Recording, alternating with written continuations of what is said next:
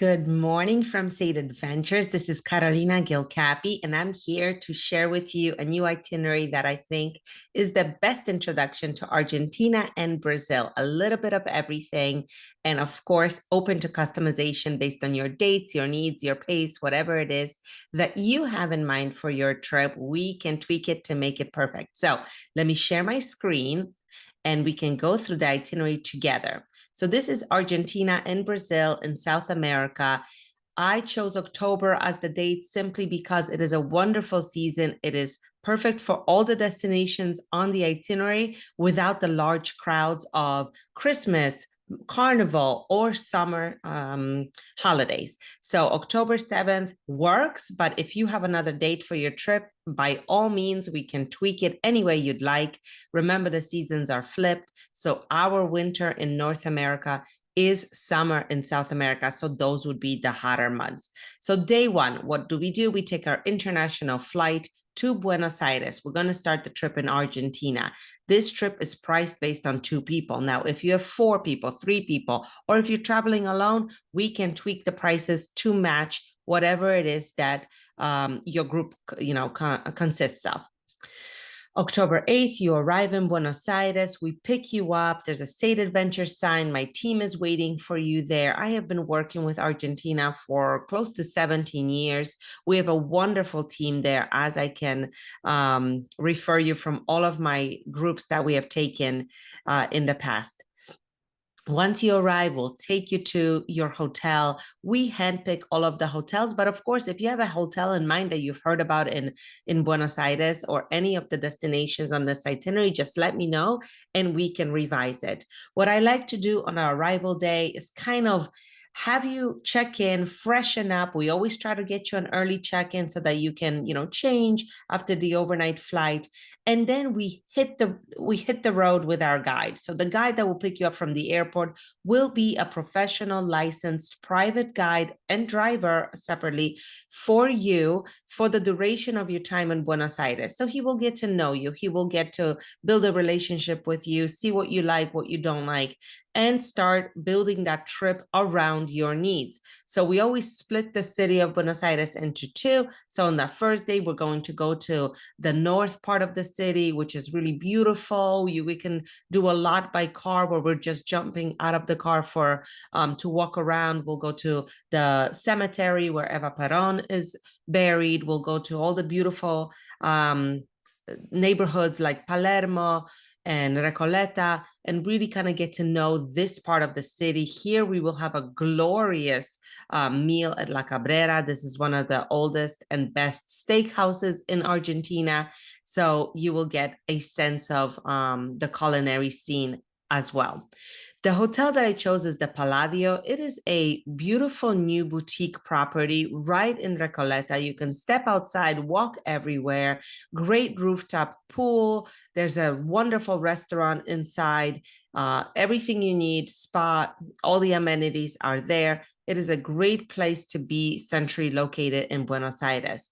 Of course, Buenos Aires is home to so many amazing hotels. So if you want to have an upgrade, I suggest the Faena. It's really swanky and interesting.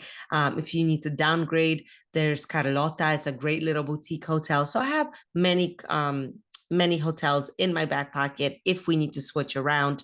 I have been to Buenos Aires many times. Every time I go, I try to see new properties. So we always are updated on what's happening in the city. And that goes for all the destinations that we offer. Now, the next day, if you notice under each day, there's a little letter.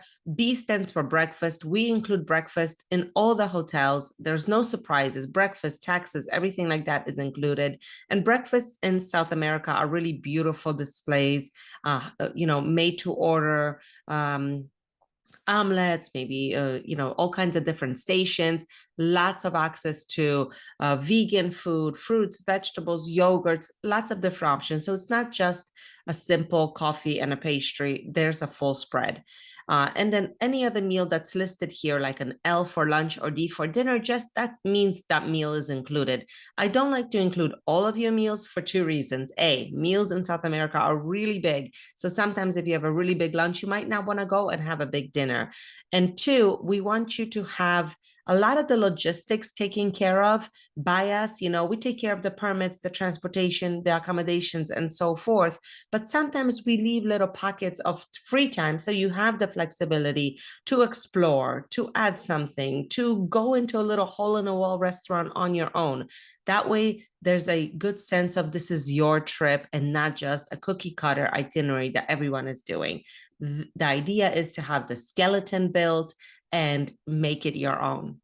So the next day, we're going to hit the other part of the city, the South City. This is the colorful part. This is where tango was born. This is San Telmo. The market is there. Puerto Madero, it's on the river.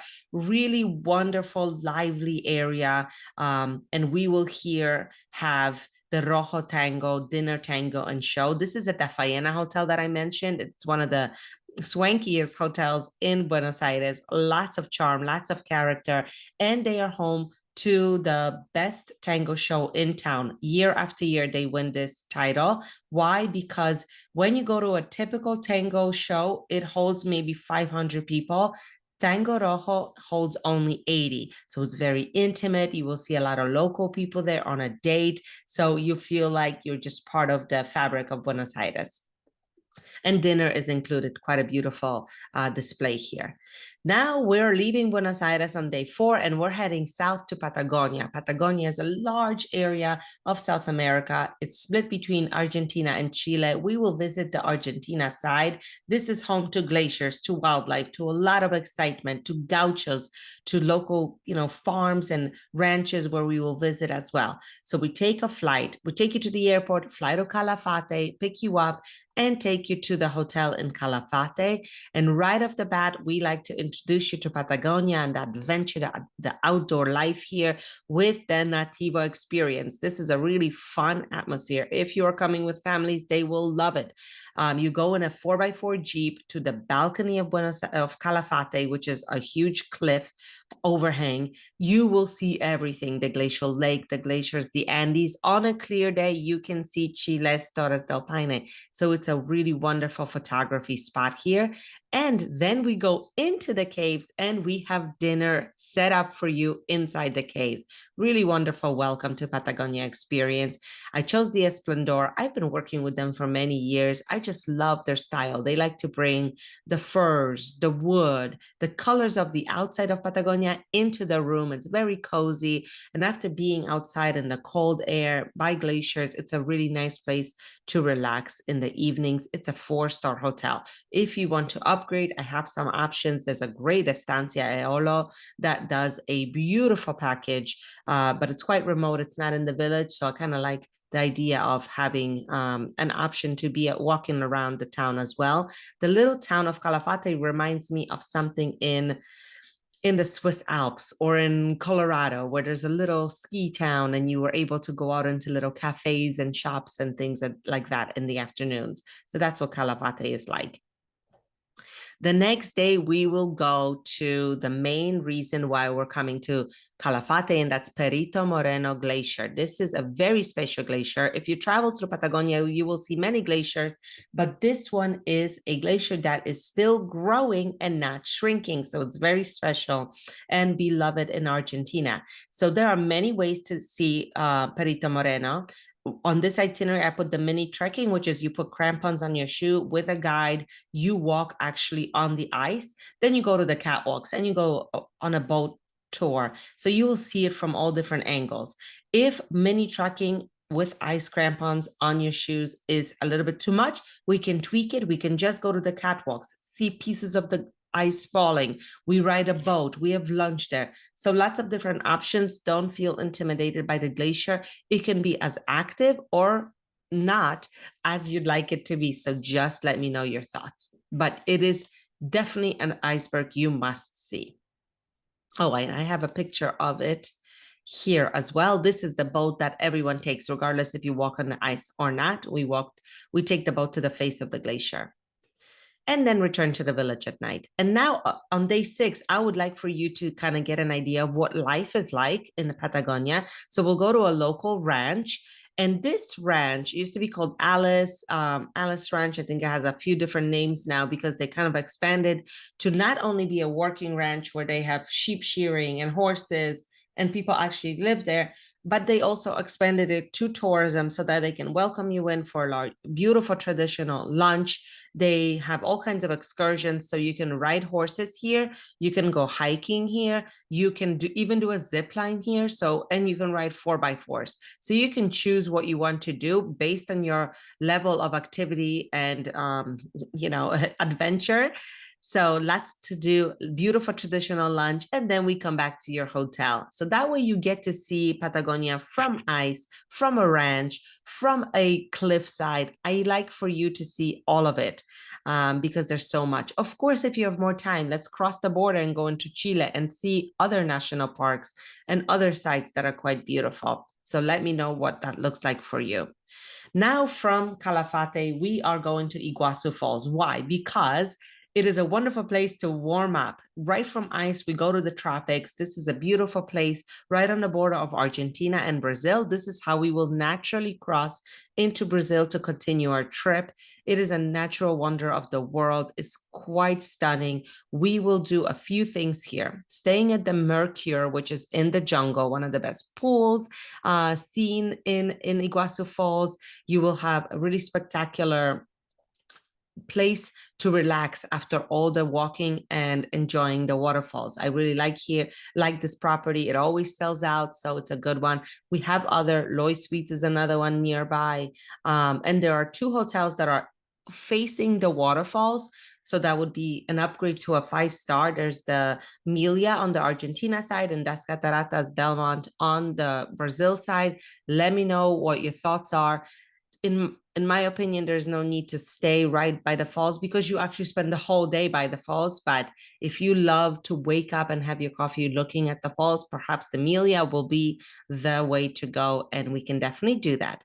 So day 8, we will concentrate on the Argentina side. We will do the upper level, the lower level. We will ride the boat under the falls and get completely soaked. It is the baptism of Iguazu Falls, and rest for the evening. And then on day 9, we will cross the border and see the falls from the Brazil side all at once in a panoramic view, which is spectacular and you cannot miss it. It's glorious. Things we can add in Iguazu Falls. There's a beautiful bird park on the Brazil side. If you love wildlife, it is really a good stop to go into simply because they have a beautiful collection of animals and birds from this area only. So it's not like a zoo, it's more like a sanctuary for local birds. So any birders, that's what I would add here. There's also a lot of fun restaurants in Iguazu Falls. Some of them are in the jungle, operated by the indigenous communities. And I really enjoy meeting the local village, village members of wherever I go in the jungle. So they do a really nice job at one of the properties here. And there's also a fun hands-on cooking experience. You cook, but you sit there and enjoy, and you're kind of part of the food scene. And so if you want a few meals included in Iguazu Falls, let me know, and I have some fun ideas. Day 9, we're flying to Rio de Janeiro. It's less than 2-hour flight, very short. We arrive in Rio. Now, again, completely different culture because this is beach life, We're going to stay in Copacabana and the Windsor. I really love this little property. They have done a tremendous job upgrading the rooms, upgrading the rooftop. So I have an oceanfront room included here. If you want an upgrade, there's some really beautiful traditional hotels like the Copacabana Palace. If you want to downgrade, there's some nice 4-star properties that we can look into as well. Rio has a tendency not to upgrade their hotels a lot because they are always full. So some hotels feel like you are in the 70s. So beware if you're booking your own properties. Photos may be nice, but they're quite old. So I take the time to inspect properties, send my team there, see what's happening, see which ones have the best locations, the best amenities, and so on. And the Windsor fits the bill for that. Great rooftop, great rooms. So in Rio, we will spend a few nights and we will see Corcovado and Sugarloaf. Corcovado is where the Jesus statue is. Sugarloaf is glorious views. You take 2 gondolas to get to the top. We usually enjoy a glass of champagne on top with the views. So let me know if that sounds good. I also included a lunch at a local churrascaria. So if you know, in Brazil, it's very popular to go to restaurants where they walk around and cut slice cuts of meats right onto your plate. So it's a really fun experience. Lots of options for everybody. So that's day 10, and you will really get to know Rio here because your hotel is right on Copacabana. It's so lively. You will see people on the beach 6 in the morning making, sandcastles and eating and drinking beer and enjoying life. And what I wanted to add to this trip, because I think Rio is just simply not enough, you need to see a little bit more of Brazil, is on day 11, we will whisk you away to a little village called Parati. So Parati is about a 3-hour ride. We made it in less than 3 hours before from Rio. You go down the green coast. So on one side is amazing water. On the other side is green jungle. So the ride is quite scenic and beautiful. You pass other little villages. What's special about Parati is that it is a UNESCO site, super colorful, cobblestone village, very well preserved. All the buildings are white with colorful trimmings, and the location is on the ocean, surrounded by islands. So what we do here is go island hopping in a private schooner boat. You see monkeys, you see lots of wildlife in the water. It's a beautiful combination of history and culture in the village and natural wonders on the water. And to me, it is paradise. This is what the village looks like. There's the village, there's the ocean. These are the boats we rent privately just for you to see some of the islands, the remote little beaches. I mean, you literally feet in the sand and you're eating, fried and grilled seafood right on the sand. It's just wonderful experience. I chose the Posada Literaria for your hotel. It is a book themed hotel, and there's a reason for that. Every year, Parati is home to the largest literary festival in South America. All kinds of writers, all kinds of celebrities come down onto Parati to have this book festival, and it is a really well-known and loved event. So therefore, there's even a hotel that's named after it or themed after it. So it's a really great posada. Posada is like a local home that's been redone into a hotel. So on day 12, we're going to do that island hopping boat tour, private boat, private captain for you, and have some time to really soak in the city of Parati. You have a local guide. He will show you around. I left one day free. Why? Because rent a bike and explore. Go up into the jungle to see waterfalls, or lay around on the beach, or just sit at a cafe and soak in the live music and everything that's happening in Parati. It is one of my favorite places in Brazil. And then on day 14, which is your last day in Brazil, last day in South America, we'll drive you back to Rio and you take your flight home. Usually flights leave in the evening, so you have plenty of time to catch it, still sleep in and have a breakfast. So that is our trip to Argentina and Brazil that I recommend. Of course, there are many places that we can add. The Amazon jungle. We can go to Mendoza in Argentina for wine tasting. Some of the best wines come out from there. There's so many different places to add, but these are a true introduction to both countries, I think. And I have been there myself. I've sent many clients there myself who are returned quite happy. So I would love to share that with you as well. If you're interested in this itinerary, let me know. I'll send you the details, the pricing, the options, and so on. Everything is included, from all the flights within the itinerary, your hotels with taxis and breakfast, the little cruise in Parati, along with all the other tours. All our guides are local, licensed, professional. All our drivers come with beautiful cars, always water ready for you. Lots of information. This is a safe trip. You don't need any visas for either country. Brazil requires that you have either a vaccination card, or if you're not vaccinated, in Iguazu Falls, we do a quick antigen test so that you can cross the border. So everything is handled for you. It's quite easy. Again, I take care of the logistics. You bring the fun and the adventure to it. So I'm going to stop sharing my screen now. I look forward to hearing from you and sending you to South America. It has so many wonders to explore. Happy travels, everyone. This is Carolina from Sade Adventures.